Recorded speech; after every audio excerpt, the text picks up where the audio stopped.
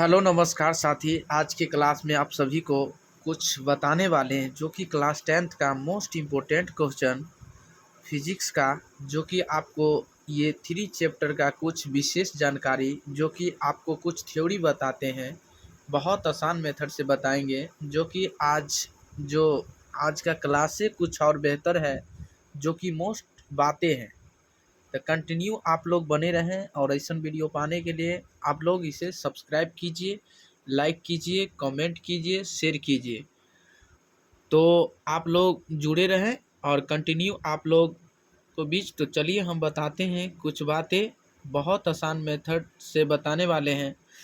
जो कि आज मानव नेत्र या आँख, यानी जो भी आज जो हम बताने वाले हैं वो क्या चीज़ से रहेगा, मानव यानी मानव नेत्र। चैप्टर का नाम है मानव नेत्र वायुमंडलीय अपवर्तन वर्ण विक्षेपण।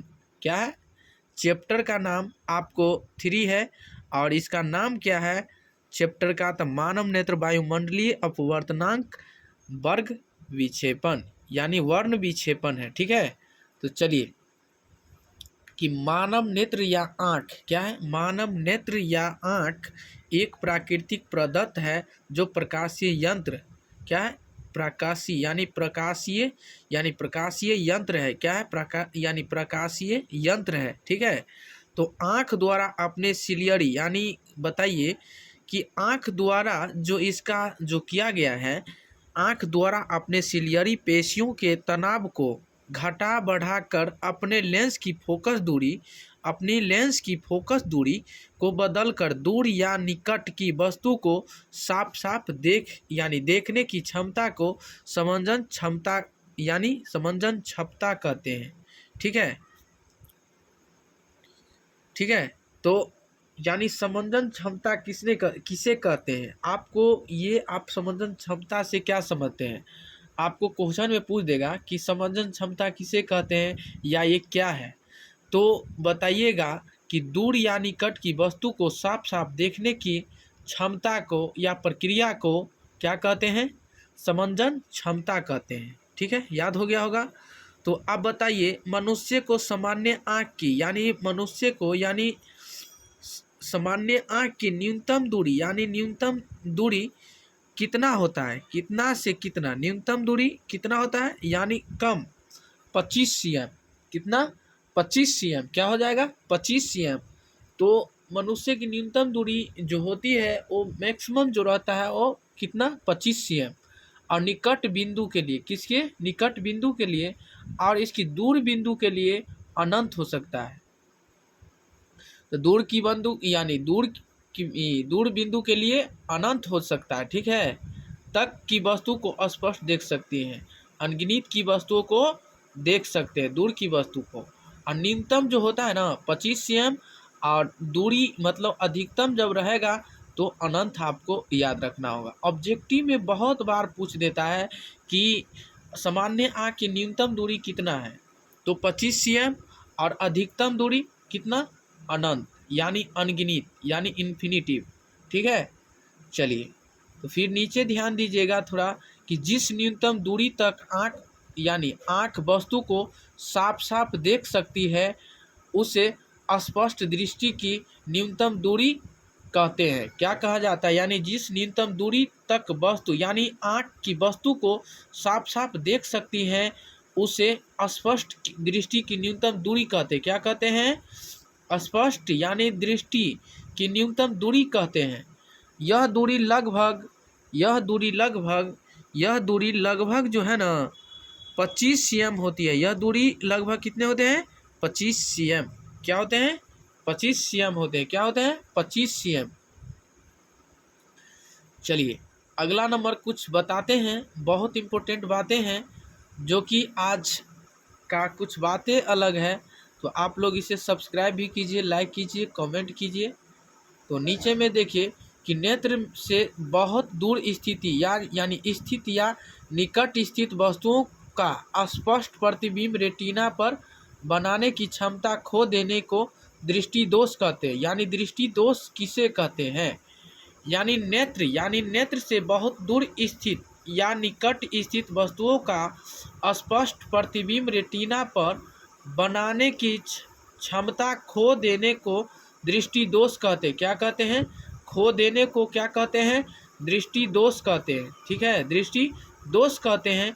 मानव नेत्र में दृष्टि दोष मुख्यतः कितने प्रकार के होते हैं? मोस्ट इम्पोर्टेंट क्वेश्चन आपको ऑब्जेक्टिव में पूछ देगा कि दृष्टि दोष किसे कहते हैं और ये कितने प्रकार के होते हैं। सब्जेक्टिव में भी पूछ सकता है और ऑब्जेक्टिव में आपको पूछ देगा कि दृष्टि दोष किसे कहते हैं।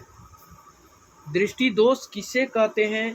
तो दृष्टि दोष हम उसे कहते हैं जो यानी नेत्र से बहुत दूर स्थित या निकट स्थित वस्तु को स्पष्ट प्रतिबिंब रेटिना पर बनाने की क्षमता खो देने को दृष्टि दोष कहते हैं। और मानव नेत्र में दृष्टि दोष जो है मुख्यतः 3 प्रकार के होते हैं। कितने प्रकार के? 3 प्रकार के होते हैं, जो कि आपको निकट दृष्टि दोष, दूर दृष्टि दोष, जरा दूर दृष्टि दोष। ठीक है, जरा दूर दृष्टि दोष। ठीक है, मोस्ट इम्पोर्टेंट क्वेश्चन जो कि आपको बहुत आसान मेथड से, तो आप लोग इसे ध्यान दीजिएगा। सबसे पहले कि जिस नेत्र में निकट दृष्टि दोष होता है वह दूर स्थित वस्तु को स्पष्ट नहीं देख सकता है। इस दोष को दूर करने के लिए अपसारी लेंस यानी अपसारी या अवतल लेंस का उपयोग यानी व्यवहार किया जाता है। क्या किया जाता है? अपसारी लेंस या अवतल लेंस को इसका व्यवहार किया जाता है। यानी जो व्यक्ति यानी इसका निकट दृष्टि दोष होता है और दूर दृष्टि वस्तु को स्पष्ट नहीं देख सकता है, उसे इस दोष को दूर करने के लिए कौन सी लेंस की जरूरी है? अपसारी लेंस या अवतल लेंस। यानी निकट की वस्तु को देखने के लिए आपको अपसारी लेंस का व्यवहार करना पड़ेगा और या अवतल लेंस का ही व्यवहार किया जाएगा। चलिए, कि जिस नेत्र में दूर दृष्टि दोष होता है वह निकट 25 cm पर स्थित वस्तुओं को स्पष्ट नहीं देख सकता है। इस दोष को दूर करने के लिए अभिसारी या उत्तल लेंस का व्यवहार किया जाता है। क्या चीज़ का उपयोग किया जाता है? देखिए, ये जिस लेंस का मतलब न्यूनतम दूरी है, कम से कम 25 cm तक देख सकता है और इसका अनगिनत जो या वस्तुओं को स्पष्ट नहीं दिख सकता है, लग के वस्तु को नहीं देख सकता है। दूर के वस्तु को दूर करने के लिए कौन सी लेंस का भी इसका उपयोग किया जाएगा? अभिसारी लेंस का। किसका? अभिसारी लेंस या उत्तल लेंस का। ठीक है, उत्तल लेंस का या अभिसारी लेंस का उपयोग किया जाएगा। तो आपको ऑब्जेक्टिव में सबसे पहले पूछ देगा कि दूर की वस्तुओं को यानी देखने के लिए यानी कौन सी मतलब कौन सा या लेंस का प्रयोग करते हैं? तो उत्तल लेंस का। ठीक है, और निकट की मतलब देखने के लिए, निकट की वस्तु को देखने के लिए अवतल लेंस का। ठीक है, ये ठीक आप लोग, और इसका किस यानी दोष को दूर करने के लिए अभिसारी लेंस का उपयोग किया जाता है दूर दृष्टि में, और निकट दृष्टि दोष में आपको अपसारी का ही उपयोग किया जाता है। ठीक है, चलिए ध्यान दीजिएगा। अगला नंबर,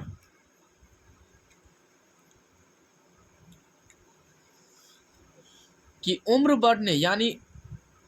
बढ़ने के लिए 7 यानी